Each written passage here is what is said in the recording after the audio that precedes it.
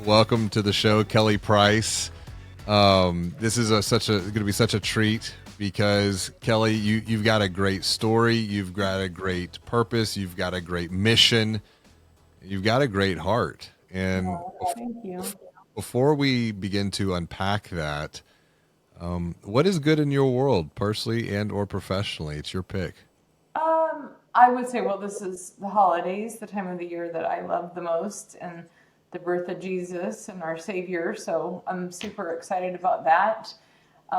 Just really watching my kids grow up and 32 and 24, almost 25, and seeing them become young men. It's like a lot of fun. So just grateful at this time. So that's it.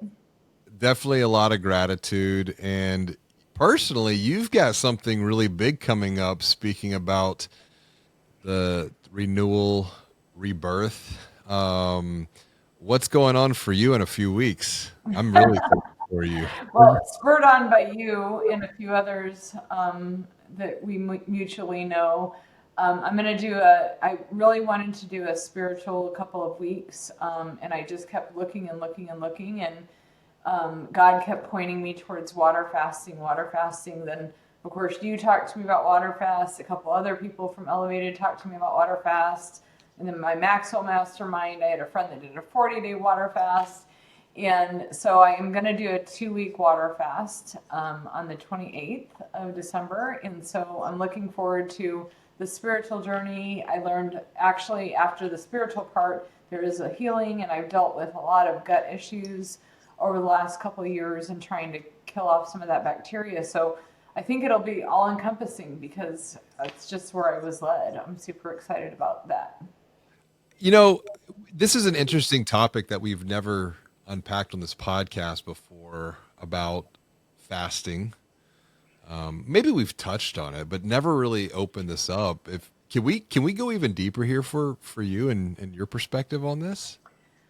Yeah, so when I was reading about it, I was actually writing a letter to God on my way to Arizona to my Maxwell masterclass, and I was like, I just don't know what I want to do. And I had interviewed two different centers. One was a juice fast slash like a plant-based program, and one was a wellness center in Sedona, Arizona. And what I really wanted was to be still. So I'm at a point in my life that I've been through a lot of transition, selling off my business in 2020, opening another business, getting involved in some documentaries, like doing a lot of different things.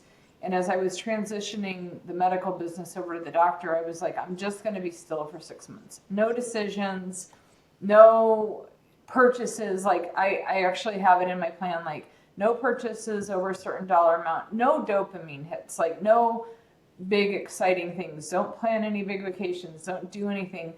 And as I was asking everybody, like, where do I go on a retreat, that type of thing, and everybody's like Canyon Ranch or go to this place, and they all were like resort style retreats. I'm like, no, I just really want to sit in my room and maybe take a walk around a labyrinth, or just be very still, do a lot of journaling, and be as close to God as I can.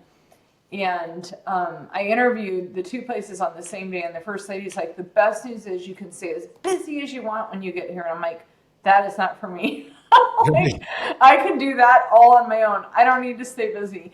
And then the second place, there's only 8 rooms. It's very small, medically guided water fast. And I just plan to sit and journal and be on a fast from social media, as well as email, text, phone, all those type of things, and just be as close to God as I can and Have see you what ever comes out of it.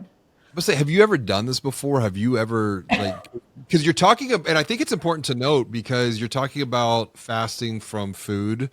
It'll be a water fast, and this is something that I have integrated into my own.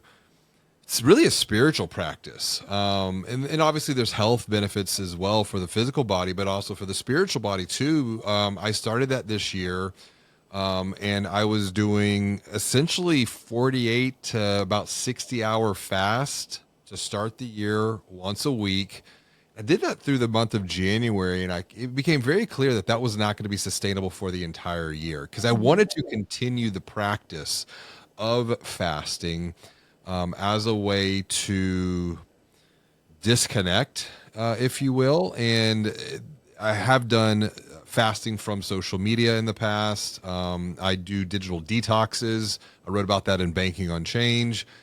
But why now for you? You mentioned you've had a lot of transitions over the past 5 years. And what does it mean for you to be still in this time? Even you said 6 months, I'm not going to have any dopamine hits. And it's like we walk around the world now, and the world is designed to give us dopamine hits. Yeah. Well, for me, I don't know that I've ever been just like lived day to day. And I would say I was always, I mean, I ran a business for many years. And, when I sold, I had 185 employees, and not counting all of the agents that worked for you but weren't your employees, all over the country, and travel a lot, always constantly on. I loved it. I loved the interaction. I mean, I didn't like it post-COVID so much because I'm really like a big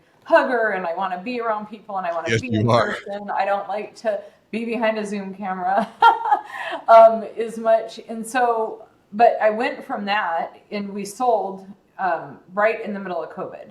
So we agreed to sell December of 2019 to close March 31st of 2020. Well, we all know what happened in March of 2020. And so everything got totally chaotic. We ended up closing in June.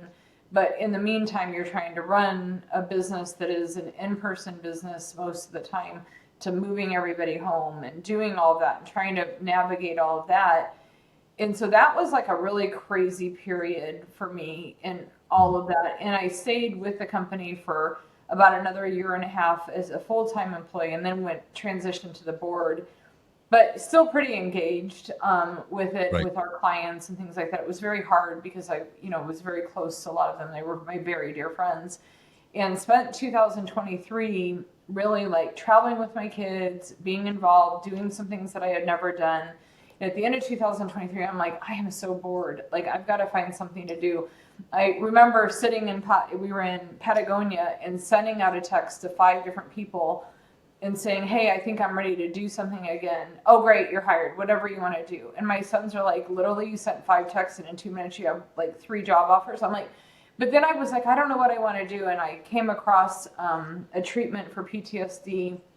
This is probably about the time I met Elevated. I came across a treatment for PTSD, and became very enamored in it. I was doing some documentary work, and I was like, I don't want to do the documentary. I actually want to open a center. So I went from, in December 2023, of texting people and saying I want to get back in the business, to, oh no, actually, I'm going to open a medical center, of which I have no degree or even an inkling on how to run a medical center. I just knew that I wanted to spread the hope that this treatment gave for people suffering from anxiety, depression, PTSD, menopause, long COVID. Like, it was unbelievable, and not enough people knew about it. And so that became my mission. 90 days later, I opened a medical center, and then basically I transitioned. It was never a money thing. It was more a hope and things. So I transitioned with the doctor August of this year, and I said, I'm just not going to make any decisions. I'm going to be completely 100% still. I'm not going to make a decision whether I'm going to work, whether I'm going to do anything big. I just am going to, like, not even buy a car. Like, I'm not buying a car. I'm not making, and nothing. Like, no matter how much, and sometimes when I get bored, and I don't know if you're like this, Jay, but when I get bored, I all of a sudden, like, think, what can I go buy? Or maybe I'll trade a car in, or maybe I'll do something, like, I don't know, like, just because it's like something to do. And so I was like, I'm not doing any of it. And of course, 3 days into my commitment to do this after the transition, I got a job offer to become a CEO of a company. And I spent 45 days going through that. And I was like, this is not being still. Like, all I did was spend my time, like, do I want to do this? Do I not want to do this? Like, the whole thing. And so I finally, actually, on the way to the Elevated event in September, said, to the person, I need 6 months to be still. I'm not making any decisions. I'm sorry, and they're like, that's perfect. 6 months from now is a perfect time to start. And I said, I didn't say that. What I said is I'm Right. going to be still and make no decisions for 6 months. And it's very, very hard. I actually just wrote a blog about it. I don't know if I sent it to you or not, but just how hard this is and how challenging it is for somebody that is used to being on the run all the time. And I'm busy, but it's not like there's no like true like goal or purpose at the end of it. It's just like living. And I don't know that I've ever actually just lived. I don't know if So that makes sense. here's the thing though, as you and I are having this conversation, what if the goal, what if the purpose is exactly what you're experiencing right now, which is to be still? Because if you think about, like you said, this is hard.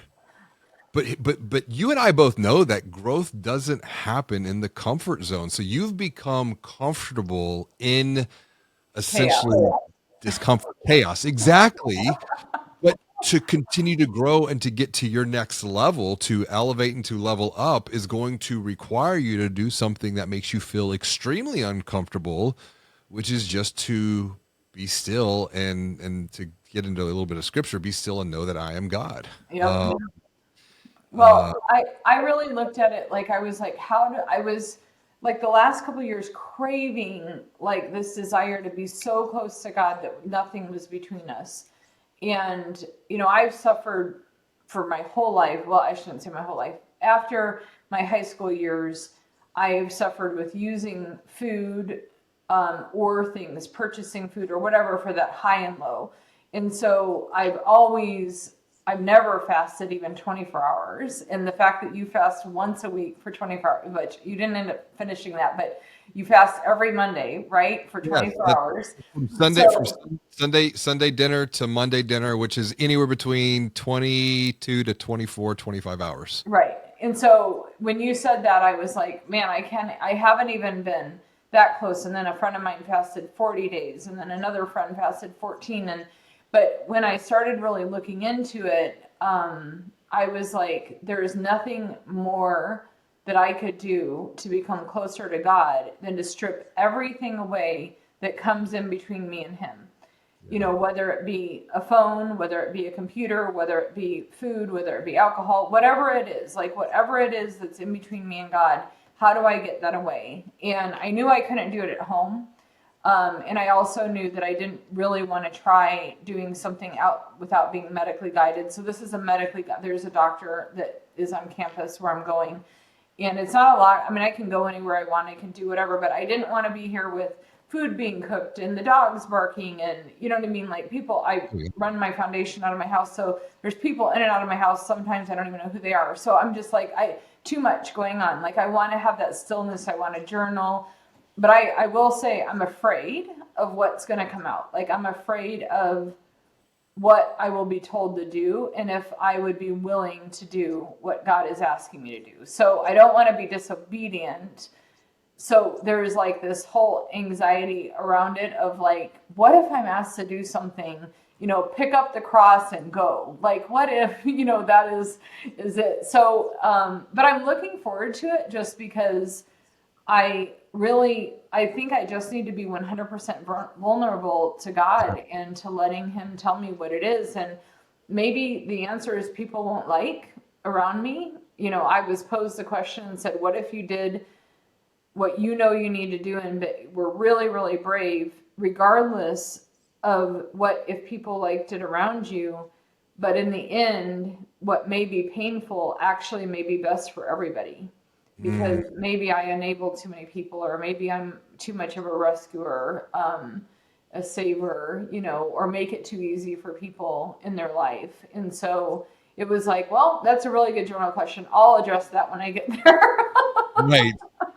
It's a good point, and I appreciate you opening up with this because I know other entrepreneurs are going to be watching and listening, and it's like how many of them are on this path of constant activity, in love with the chaos, even to the point to where it's like I identified some patterns in myself. Like I would create my own chaos and I would create my own problems to then have something to then go and fix. And you can't you can't continue to grow a business, yet alone a life, a soul, when you're continuously creating messes. But I think the thing though that I'm hearing there's some really, it's like, what is the message that can come out of this quote unquote mess? What is the testimony that can come out of the test? What is, how can you build and elevate a platform from perhaps some of the pain that you might feel? Like you said, I'm scared. But we're gonna get into a little bit of story archetype with this. Are you familiar with the works and the writings of Joseph Campbell? I am not. So Joseph Campbell did a lot around story, narrative, archetypes. Wrote a book called The Hero with a Thousand Faces, The Monomyth. Really just looked at all the patterns of story and narrative over the years. George Lucas was inspired by his work to, and really wrote Star Wars with the idea of the monomyth. But one of the things, and this was actually, I have like different quotes for the years. And one of my quotes this year was, "The cave you fear to enter holds the treasure that you seek." Well, that would be my quote starting December 28th. Well, the fact that I've never gone probably 16 hours without eating, let alone, like 2 weeks, I don't know. So one of our friends in our elevated group said, "Why don't you try like 72 hours first?" And I said, "Listen, if I make it 72, I can make it 14." Like, if I'm going to go 72, I'm going to do it. Like, cause I've already been past all the pain. Correct. And I think that's the thing. It's like, if I think back over a decision I made 2 years ago, it was around alcohol. Because like you, alcohol was something that I had a really close relationship with from about the time I was like 17 or 18 up until 2 years ago. And it was a night we went out with some friends, had a couple of cocktails. We got home early, me and Delina, and then we went out with some more friends and had some more cocktails. And it's like, I didn't realize this, but it's like, I'm all in with whatever I do. Me too. So like you were talking about food, there's a relationship there. Just like I had this relationship with alcohol, to where I was like, you know what, my future self is not going to thank me. So I made a commitment. I was not going to drink for 3 days. That was it. 3 days. And then I was like, I got to 3 days. I was like, it wasn't so bad. And like, I probably had not had that much of a break with alcohol since I was time like 17, 18. Mm-hmm. And then it was like, okay, I'm going to go to 7 days. And 7 became 30. So you're onto something with this idea. If I can get to 3 days, I can get and extend that. And the same is true for anything. And it becomes a bit of a game. So I'm curious. I'm gonna roll back, because you mentioned all of these transitions, and we think about like the spiritual life. You think about like transitions, doors, thresholds. I'm really interested in like what's going to be on the other side for you. But Yeah, me and you both. When I was doing my research on it, it was funny because I was on a plane heading to in between our mastermind in September, and then I had a mastermind in October with John Maxwell. And as I was heading there, I was writing my letter to God, and I had done these 2 interviews of the 2 companies, or the 2 different places.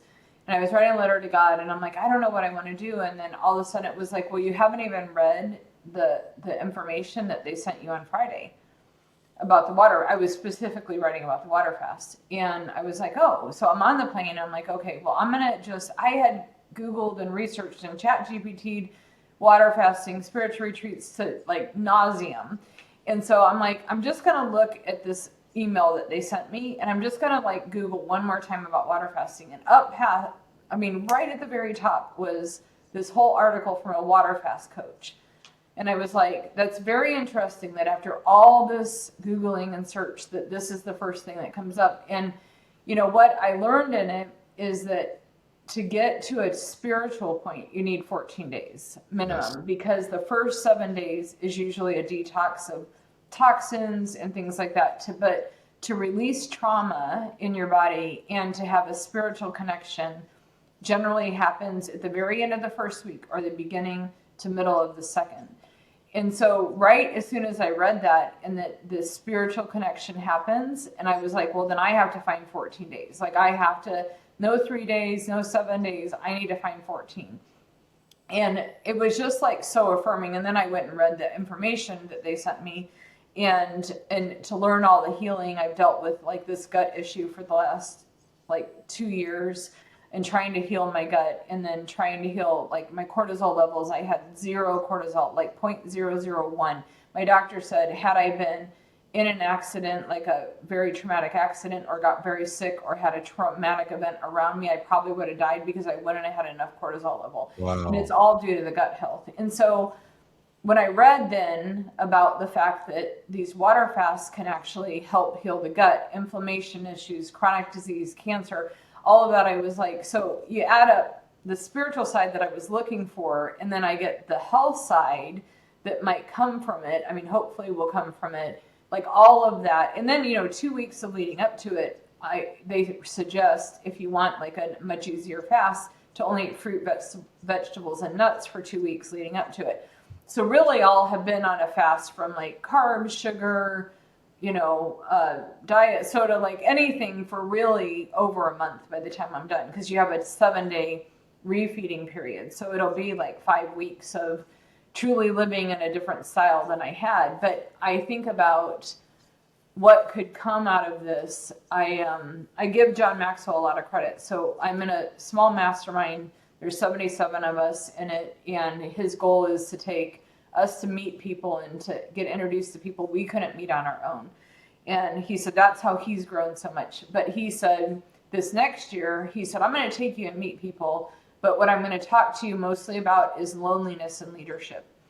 And that people that are high-level leaders, and it doesn't mean a title, it doesn't mean a business owner, just a high-level leader in person, is that they're very lonely. And it's funny because at the time I was feeling so incredibly lonely in my own home, lonely inside myself, lonely about everything.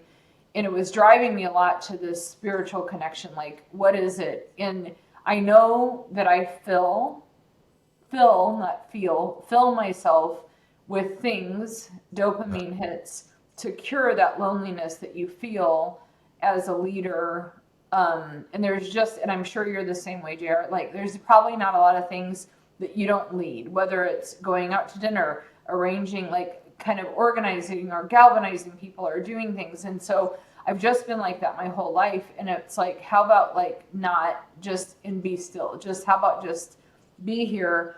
And so I think being pretty lonely going into it will be very interesting how my journal prompts come out, because when you take away running a company and having 185 associates and 500 agents and, dealerships all over the country that you can run in and hug and touch and, get the dopamine hit and the call. And, even if it's a bad call, it's dopamine, right? Like, even if it's a problem to solve, it's dopamine. And so I think that having that time just to sit and let God be with me and be comfortable in my loneliness, I mean, I will have nothing to rely on but him and water. Yeah. Hey, it's JR, and I just wanted to take a minute to thank you for tuning into today's conversation. Before we get back to the show, I have a quick question for you. Are you a visionary entrepreneur who wants to elevate your brand and expand your influence to increase your impact? If this is you, you're the reason we're on a mission to amplify the voices of visionary entrepreneurs by unlocking their wisdom, sharing their stories, and publishing their books. So, when you are ready to level up your business and your life, send me a text to 832-240-1922. That's because I want to teach you how to amplify your voice so that your mission and message are seen, known, and heard by those who need your help the most. Now, let's get back to the conversation to continue to learn, to grow, to level up together. So I want to stay on this point of loneliness for a bit, and particularly loneliness around leadership. I have felt it, and I would say that probably was what led to alcohol. a lot of the let's roll back. I was 19 when I became an entrepreneur. Didn't know what I was doing. Had a lot of early success. Call it luck. Right place, right time. Started growing a team, and then didn't know how to handle that. And the loneliness was real. And this was like 2008, nine. Autoimmune issues start kicking in around that time period. Dopamine starts kicking in, and for a guy, what's one of the most challenging things in this modern world that men struggle with from an addictive standpoint? It's Mm-hmm. porn. Mm-hmm. So from 2008 to 2012, it was a porn addiction for me. And a lot of this is to cure the loneliness. It's to cure the pain. And then you get, and for me, it's like, I think from an entrepreneur standpoint, porn, alcohol, and lying are the things that hold us back the most and keep us trapped the most. And they're all interconnected because, and this is just my journey, because from and 2012, all that truth came out with Delina. And that's like when you start exposing everything, that's when the healing begins. But that healing can take place over the course of years. Mm-hmm. And because, it was a matter of also forgiving myself Right. for getting to that place. And then you add a new addiction. Well, the new addiction was the alcohol, and then the workaholism. And really, as we're talking this through, I think it was the fact that I didn't want to just be with myself, because this is not the case now, but it was before. It was like I didn't like myself. I didn't love myself. Had a lot of negative self-talk. And from the outside, I never led on to that and probably overcompensated in a lot of different ways. But to your point of loneliness and entrepreneurship and leadership, it can be a lonely journey, because it's like, and I'm grateful for like masterminds, because that is where we're able to connect with. And there, but it's not just for us too. If you take the idea of entrepreneurship and leadership and go out another level to, we'll just say, just the general population, it's being written about. And I even talked about this in early COVID. We would have a health crisis, which would become a financial crisis for many, which would become a societal crisis. But all that's rooted in a psychological crisis of loneliness. We are in a loneliness epidemic, and people are looking for connection, I think, in the wrong places, because we're getting the connection through the phone, through the dopamine, the social media, the this, the that, the other. But who we're disconnected from, obviously there's a spiritual side, but there's also this internal side of being, are we even connected with ourselves, for that matter? And if we're not Yeah. connected with ourselves, it's kind of hard to connect with God and the higher power. Yeah. Well, and I think for me, when you stay super busy, it's very easy to not ever realize you're disconnected from yourself. And um, I, Mm, it's really sitting back and like looking at it and going, wow, how did I get here and where am I going? And, I have an opportunity. I'm still young enough to make a good 30, 40 years out of the rest of my life. If I make it to 95 or 100, and hopefully doing it with energy and vigor and not sitting in a chair is my goal. And John Maxwell is a great, mentor for me and friend that, I watch him. He tires me out. I've been on trips with him and we've gone from country to country and place to place, and I'm thinking, and he's talking, he's the one talking, I'm just listening, yeah. and he talks 3 times a day, and different high level leaders and that, and then we move on the plane and go to the next place, and I'm like, you're exhausting me, like, when do you rest, but he said he's driven by so much purpose, but he knows who he is and where he's going, and I think that really deep spiritual connection of really taking the time to figure out who I am, where am I going, is very, very critical. And I was just asked a question by Lindsay, I don't know if she's your coach, but she's mine. And she said, you have to really step back and look at, is there an old identity that you need to get rid of? And then what is the new identity you want to step into? And that's the part that I just don't know. And again, it's also, if I did change that much, who am I letting down in the meantime? And but could it be good for them as it is for me? What do you mean? Like, I'm glad you brought up the identity piece because I was going to loop back around to that because I feel that could be what is happening right now. Is it's like you're going to enter the cave and you're not going to come out the same. And once again, if we take the idea of the work of Joseph Campbell and George Lucas with Star Wars, I know this is an extremely geeky analogy, but is can we relate to Empire Strikes Back? So that would be like the one where Luke goes to Dagobah and he meets Yoda. Is that a relatable topic here?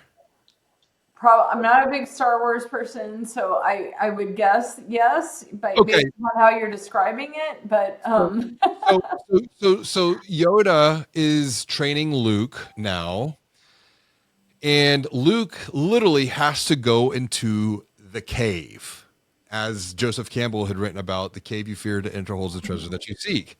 So Luke walks into this cave. I'm going to text this to you. I'm going to text you the clip. He walks into the cave, and who is he confronted by? Or who is he confronted? Who confronts him? It's Darth Vader. But the interesting thing is Yoda said, you don't need to bring your lightsaber into the cave. Luke didn't listen. He brings his lightsaber into the cave. Darth Vader confronts him. Luke and Darth Vader battle in the cave, but it's all kind of it's a vision. It's not actually really happening because Luke ends up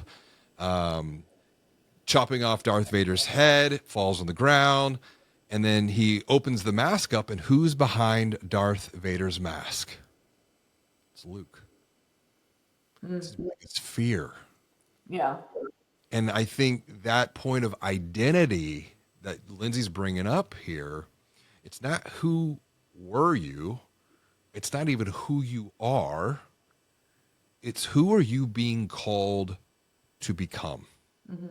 It's the next level. yeah.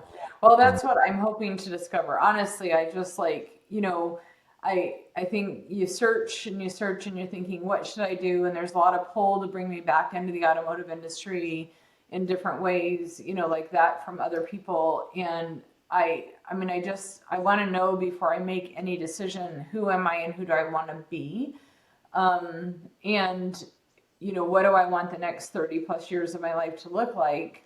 If I did 30, I'd be 87, right? So if I do 40, I'd be 97. So what does 30 or 40 years look like? And when I look at the last 30, I did a whole lot in the last 30. So I could still do a whole lot in the next 30. sure. John's 78 years old. He doesn't plan on slowing down at all. And I mean, he outruns me now. Like, he's a My, maniac. my father-in-law was 86 and still going to an entrepreneur, going to the office, not obviously as frequently as he was, but he was still very active before he passed. And Right. I think that's the thing. It's like when and you mentioned with John Maxwell, it's like he knows who he is and he knows his purpose. And there's this idea of alignment.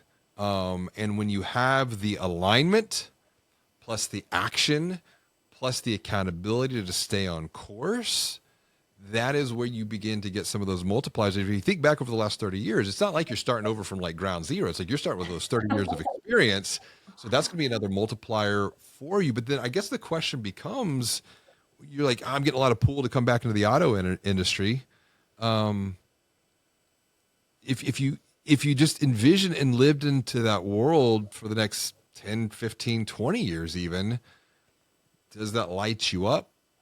Does that Well, that was energize the you? question Chad asked me. He said, I want you to journal this question. When you wake up in the morning, does it excite you? Does it energize you? Or does it drain you? And then the other question he said, I want you to, and I did this journal prompt I did 5 questions for 30 days on this previous job that I was offered as soon as I was supposed to be starting to be still. And the other question that I really liked is, would you take the job if the pay was 0? And I thought, and so early on, like if I went back and I read my journal prompts, and I would send them to Lindsay every day, and I would read my journal prompts, and it was like, yeah, I'd take the job if it was zero. It sounds exciting, blah, blah, blah. And by the end of it, I'm like, hell no, I wouldn't take the job if it was zero. She goes, now we're getting somewhere. Now it's like what I was saying before. Now the truth. Now you're shining light on the real thing. And once again, I mentioned before, like one of the flaws like that keeps us stuck is the lies that we tell ourselves, because it's so easy to not be fully honest. And I'm a quick start 10. I'm a Okay. So, 9. you're a I'm a 9. 9. I'm a Yeah. 10. And so when this came at me, I'm like, absolutely. Like, oh, this will be really cool. Blah, blah, blah, blah. And I start going round and round. And then that's when I was like, but I'm not ready to make a decision yet. And had I not had that 30 days, which I don't think I've ever taken 30 days to make a decision, that was a pretty big one to make, especially because I don't have to work. Like, so that kind of puts a whole nother like level in it. Right. Financially, I do not have to work. So it would just be doing it. And then that's where like what I upset so many people, like, you did all of this, you don't have to work. Why are you going back and working so hard? You know what I mean? Like that whole balance of like, who am I trying to please here? And so I was like, I did that, but I'm so glad I did it. And it really taught me a lesson. Like, I need to take some time in bigger decisions like that to truly do it. And I think decisions that I've made in the past, from buying a lake house, like it came up for sale. I had a perfectly great lake house on one side of the lake. That house came up, and I made a decision ultimately that now all of a sudden I had all this upkeep, and like it was on the lake instead of, I had a boat to take care of. I had all these things. I was like, you didn't think through that. You know what I mean? Right. Like, you just made the decision. And so it was the first time probably in my life that I've actually taken that much time to truly think it out. But I just thought it was very But is interesting. it deeper? Is it deeper than thinking?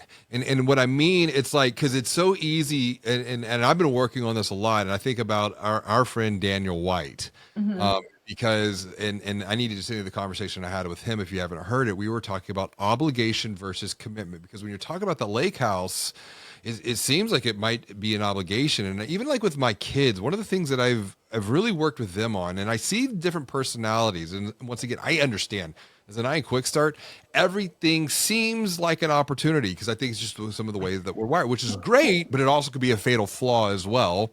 And so with the kids and a couple specifically, they're like, Dad, I want to buy this thing. And we're very like, they have to go and create value, and that's how they create income for themselves. But then I'm also like, listen, how bad do you want it? I mean, literally, we just had this conversation the other day with our oldest.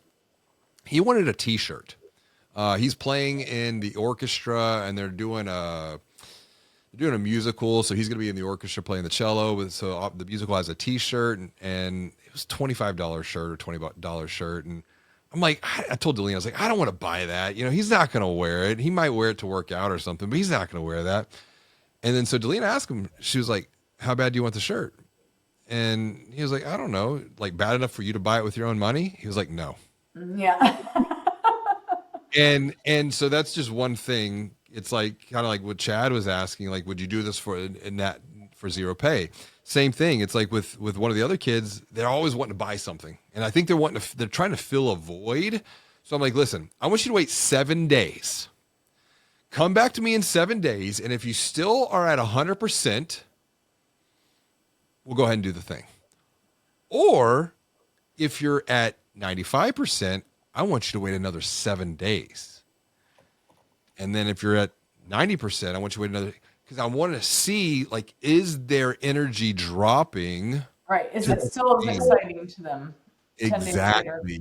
Or is Yeah. it the excitement of getting the thing to do the thing? Yeah. So I this used to is do some coaching of younger people, and I had one of my friend's sons come to me and said, I'm going to buy this brand new Jeep Cherokee. And he had just graduated from college, was still working at a restaurant.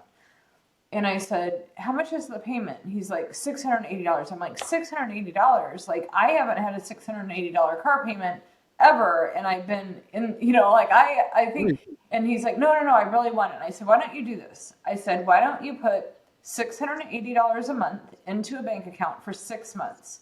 And Mm. if you feel like you can still live the quality of life you want, and this, I said, not only will you have 680 times six for a down payment, I said, you'll know then that you can actually afford the car. Well, didn't do that, went and bought the car. And then what happens is they're like, I'm living paycheck to paycheck. I can hardly afford anything. You're taking jobs you don't want.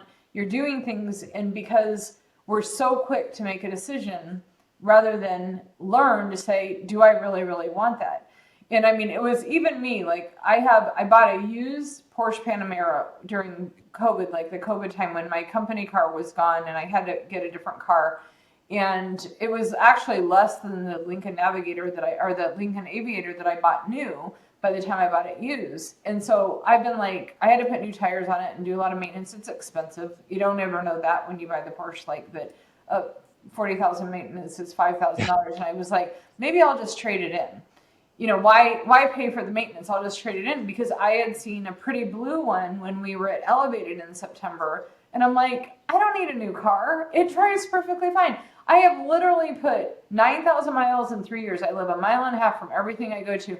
Like, why do I need a new car? But it's that immediate, like I'll just go do this. And if you don't think and something is presented to you, and you make a decision, then you're like stuck, right? Like you made the purchase, you don't get to return the car, you don't get to Yeah. return the house, you've just made it. And I think there's so much to what you say about like, wait a week and see if you still think it's good. And if you kind of think it's good, then wait another week. I want to come back to something because you mentioned the point of purpose, and it's like you're like financially, like I don't have to work, but and we can come back to the proverbial perspective of this, like where there's no vision, where there's no purpose, people will perish. And so I do think that there's something there about having a vision, in that vision and aligning that vision with God's vision for us, and our own uniqueness. What about your foundation? I just want, can we open that up a little bit to just give that a voice, amplify that, the work that you're doing there for others to hear and to know about the foundation that you're Yeah, doing? so it was very interesting, back in 2018 when I still owned my business, and people would come to me oftentimes and be like, hey, I need a wisdom tooth pulled. I don't have money. We had hourly employees, $12, $15 an hour at the time, like that, couldn't really, I mean, that was a big deal, $400 or $500 to get a wisdom tooth pulled. And so I would just write them a check or hand them the cash or do whatever. And it got to where like you don't know when to say yes, when to say no, like how often times. And there were definitely times that somebody mismanaged their money, and there were times of catastrophic need. And I had an individual, that went to one of my managers, and their house, they went home and they had a foreclosure sign on their house, or like yellow or orange tag or something on her house. Hmm. And she had had a lot of health issues and had been out of work, and she had fallen behind and couldn't make her mortgage payment. And the manager called me and she's in my office. She's hysterical. She doesn't know what to do. I'm like, how much is the mortgage payment? $1,200. I'm like, great. Come over. I'll write you a check. She can pay her mortgage. So the next month, instead of coming back to me, she ended up taking her life. And so I remember all of our managers coming around me and saying, first of all, number one, I'm very grateful she didn't come to me and I said no. Like, because had she come to me and I said, I can do it once, I can't keep doing it, and then she committed suicide, like that for me would have been like, I don't even know. I don't want to think about it. But my point is what they said to me is this cannot be all on your shoulders. And my goal was always to help people, or to open a foundation that if a single mom with breast cancer gets breast cancer and needs to go through treatment, can't work, and now is paying for treatment and has kids, and you know what I mean? All the things that go with all of that. Like, how do they get by? Like, what is it that, that they have? And most people today have less than 1 month of savings in their savings account. So most people cannot afford a catastrophic event in any way, shape, or form. And so they came around me and they said, this is not something you can do. Like, you can't take this on. I mean, it was horrifying in general that she took her life, but had she come to me and I had said no, I don't know whether I would have said yes or no. I mean, I never really thought more about it. But had I said no and said, I can't do this every single month, I helped you 1 month. So anyway, they said one of my employees worked for another company that had an employee assistance fund, that if you were in catastrophic need, you could apply to the fund, and the company put X amount of dollars into a charity that could be then given to the associates. But there was a committee, not including myself, that would make the vote on it with an anonymous name, and they would make the vote and say, yes, that qualifies, or no, it doesn't. And then I would fund this amount in, or this charity each year to Yeah. help them. And I was like, well, this is actually exactly the type of charity that I wanted to do, is to help people in catastrophic need. So we did it, we opened it, we call it Changing Lives Foundation, because, we really want to be able to change somebody's life in the time of catastrophic need. And a lot of times when your house is burnt down, or you found out immediately you're going into surgery, you have breast cancer, you don't have a lot of time to get money, to get it together, especially like if your house is burnt down or you've been in a major accident, you need that money now. Like, you don't need it like 6 weeks from now when insurance decides to pay you. And so I said, I want to set up a fund like that. So we did it for our employees, but then I said, why do we have to have it just for our employees? Why can't we have a segregated fund for our employees. We still do it today. Even though I don't own the company, they still do it. But we also have a fund, a general fund, that anybody in the United States, Canada, or Mexico can apply to. And basically, if they're in catastrophic need, then they can get a one-time financial grant. We're not going to pay rent for years. You know what I mean? It's not like long-term illness, that type of thing. Not set Right. up for that. But that one-time financial grant to get you across the bridge until you can get the insurance payment, or you can arrange for other care, or you can, have time to think through it.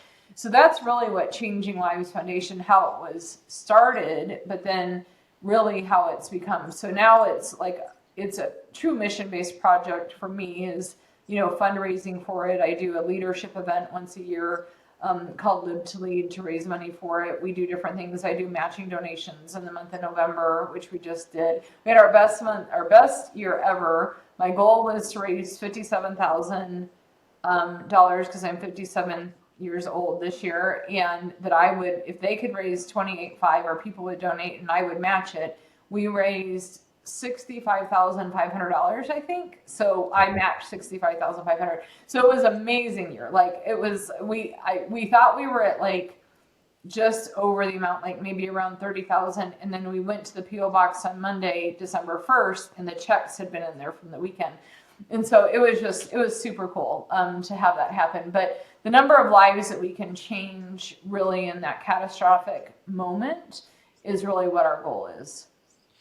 I'm curious, this idea, because I'm just listening and going to reflect something back to you in our conversation here. It's like you're going to go on this water fast. You're going to get real still. And then there's a book too by Ryan Holiday called "Stillness is the Key." That in the I back have of to my. look that one up. But you mentioned before about purpose and changing lives. I'm just curious where and how that might bubble up even more, whether it's through the foundation or through some other venture.